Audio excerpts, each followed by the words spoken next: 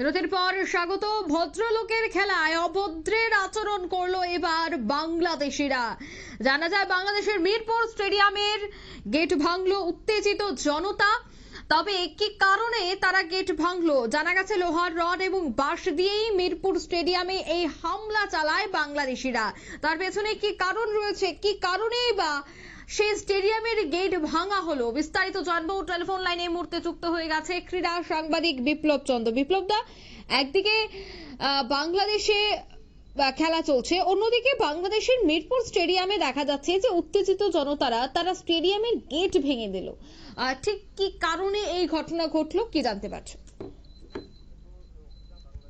Premier league অর্থাৎ BPL match, এই BPL ম্যাচে ঢাকার মিরপুর যে শেয়ার বাংলা ক্রিকেট স্টেডিয়াম, সেখানে কিন্তু এই হট্টগোল এবং তার জেরেই কিন্তু বাংলাদেশিরা কিন্তু সেই স্টেডিয়ামে ইট পাটকেল ছোড়ে।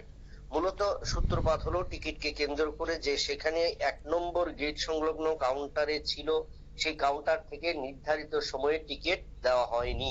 তাদের দেওয়া হয়নি যে সমস্ত ক্রীড়া প্রেমীরা এই মাঠে ক্রিকেট খেলা দেখবে।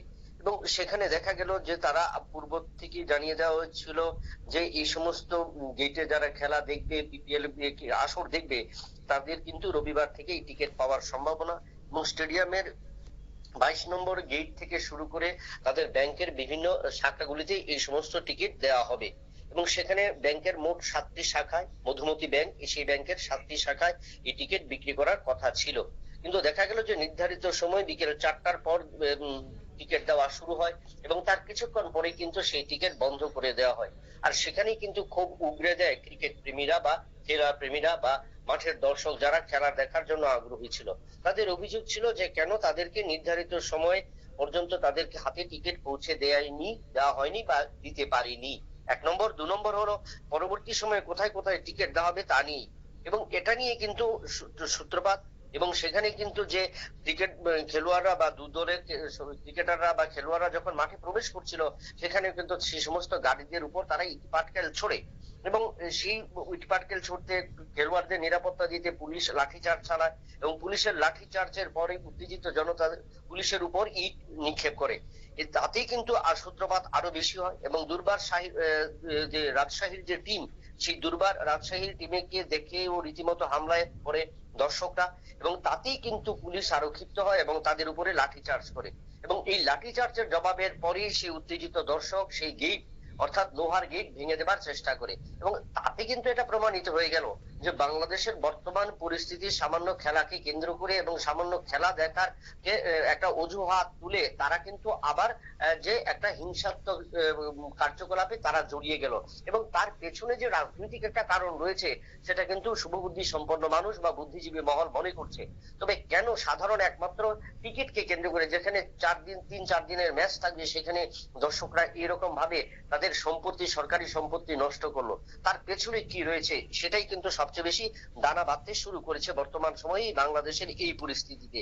এবং এই বাংলাদেশের প্রিমিয়ার লিগ, একটা জানি যে বাংলাদেশের আমাদের পার্শ্ববর্তী দেশ হলো, যে বাংলাদেশের এই প্রিমিয়ার লিগ নিয়ে কিন্তু ভারত সহ অন্যান্য দেশের খেলোয়াড়রা বা অন্যান্য প্রান্তের খেলোয়াড়রা কিন্তু সেখানে থাকে।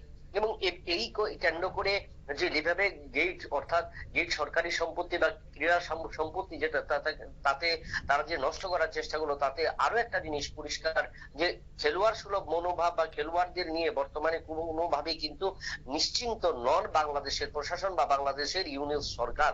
যার কারণে কিন্তু সেই প্রশাসন কিন্তু উপর দিনের পর দিন চাপ তৈরি করছে সেই দেশের জনসাধারণ বা সেই দেশের উত্তেজিত একটা অংশ বা যারা বিশৃঙ্খলতার দিকটাকে পছন্দ করছে। এবং যার কারণে কিন্তু তারা মিরপুরের মতো স্টেডিয়ামের গেট ভেঙে দিয়ে, মিরপুরের যে স্টেডিয়ামের সম্পত্তি ভেঙে দিয়ে তারা কিন্তু এটা কালিমালিপ্ত করবার চেষ্টা করেছে।